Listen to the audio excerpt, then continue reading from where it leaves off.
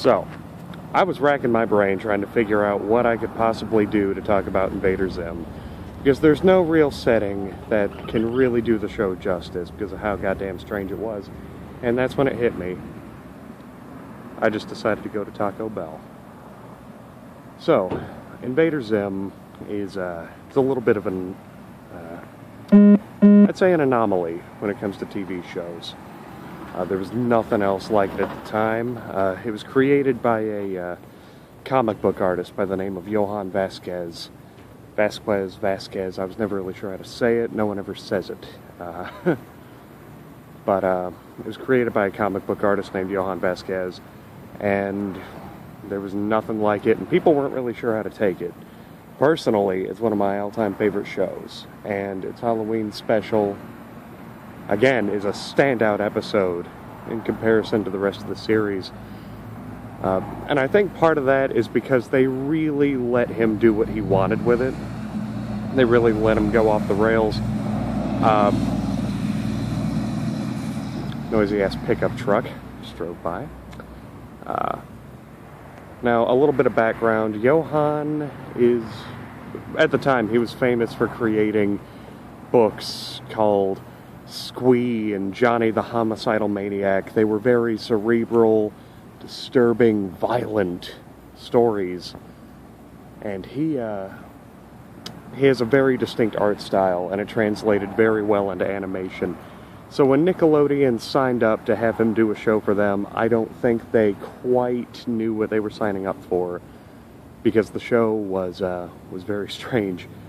It was about an alien who was sent to Earth to attempt an invasion, and of course he's incompetent, but so is everyone else around him. But that's just a very, very, very, very basic description of this show.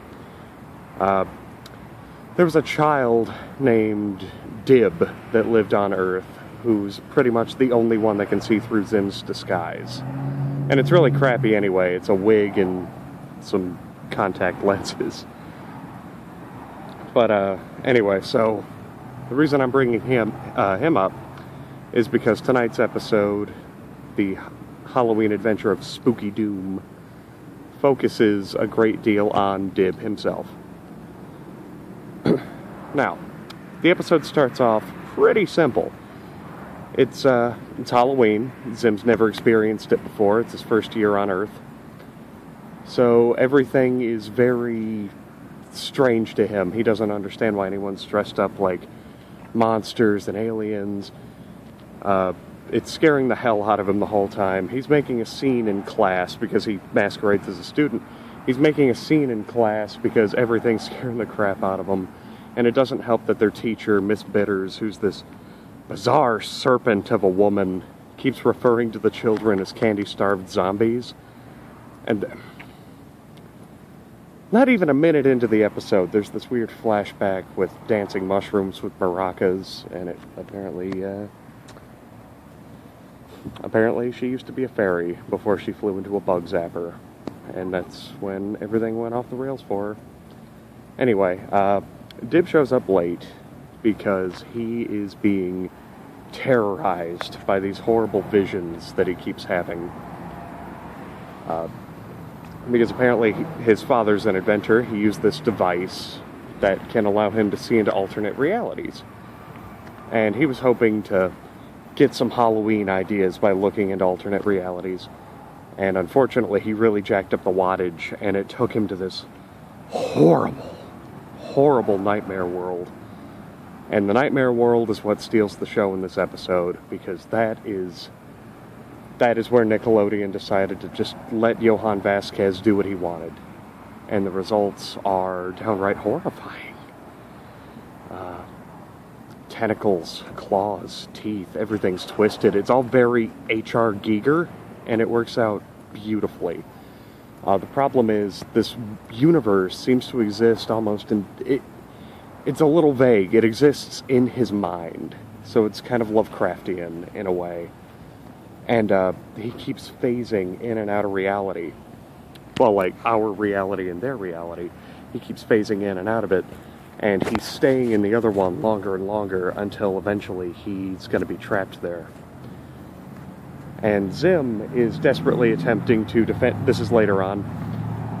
Zim is desperately attempting to defend his home from trick-or-treaters with proximity mines, laser cannons, everything.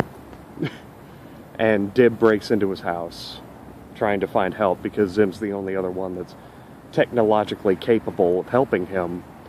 But unfortunately, during a scuffle, they both end up in the Nightmare universe, and they stay there for the rest of the episode, and it's really disturbing, some of the things that they see. They come across a cat at one point that just sprouts spider legs and fangs. There's a lot of shit that doesn't have eyes, and it's all extremely disturbing. But when they first get there, the first thing that Zim screams when he sees these monsters hanging from the ceiling is just, it's the HALLOWEENIES.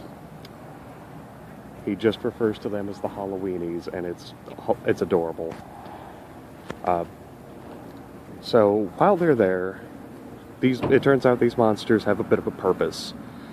They are determined to capture Dib because they can open up a portal in his mind that will let them out into the real world.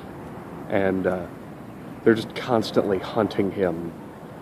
And the monster that's in charge of everything is a bizarre nightmare version of Ms. Bitters, their school teacher.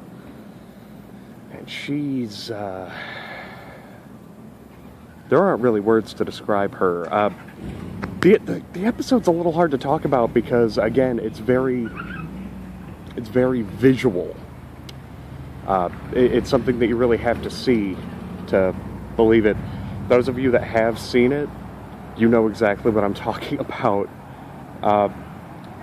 Meanwhile, while they are trying to find a way to escape this horrible nightmare universe, Gur is running amok in town. Gur being Zim's robotic companion / henchman.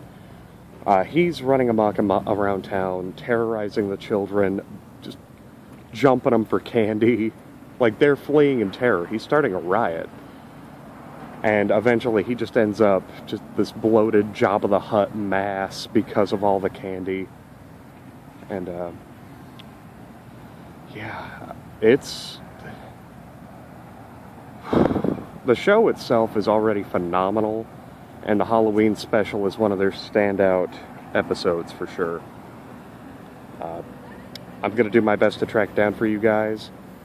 If I can't find it online, if you can't find it online, look for it on DVD. I think it's important to see. It's essential Halloween viewing. I'll put it that way. It is essential Halloween viewing.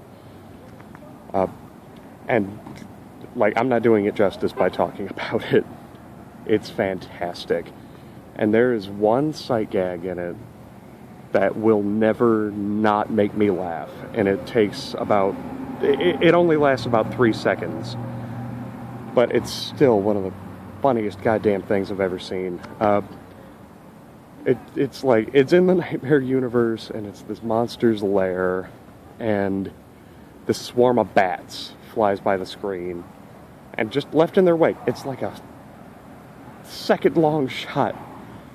It's these skeletons in top hats that are just dancing, and they're just there.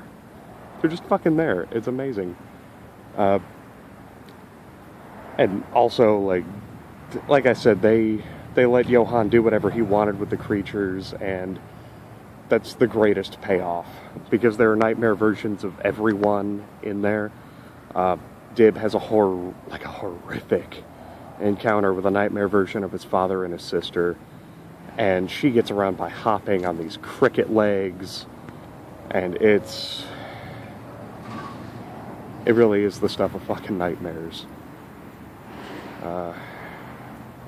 Yeah, like I said, if you can find it, watch it, for sure. Anyway, tomorrow, we get another video tomorrow.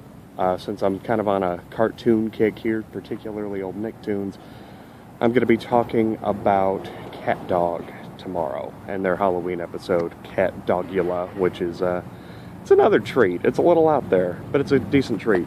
Alright, you guys have a good night, stay safe, I'll catch you then.